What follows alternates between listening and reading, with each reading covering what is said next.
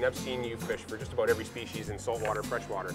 But what made you focus on bass? Because I know that's your true passion. You know, I think it's the hunting aspect. You know, they're behind structure and stuff. I've just always been obsessed by bass. And I grew up in an area that didn't even have a ton of bass fishing. And when I was a kid watching TNN and the Bassmasters, Bob Cobb and Ray Scott, and you know, I had a shirt, I still remember, my mom sewed on the Bass Angler Sportsman Society patch on it. So there's always been an affliction of bass. Now, business-wise, obviously, you know, as I moved into tournaments and stuff, there was more bass tournaments. So it's kind of led towards that. And now today I still fish way more for bass than anything else. I mean, I do love to fish for everything, but bass has always had a special spot. Well, I mean, we've spent some days in the boat together fishing perch, fishing catfish, salmon, trout. And I know you're like me.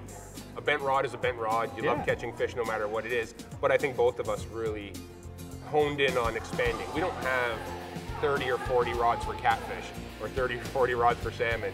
But for bass, we have every style of lure you can imagine. So. Well, and that's probably one of the reasons that guys like us are so addicted to bass, because bass kind of changes the game. If you fish for catfish, or you fish for steelhead, or you fish for salmon, generally there's a few approaches you take. With bass fishing, it's literally a plethora of endless. You know, you've stacks and stacks of rods and all these different techniques that you can use day in and day out, and that's kind of the appeal to it. You know, mastering all those techniques.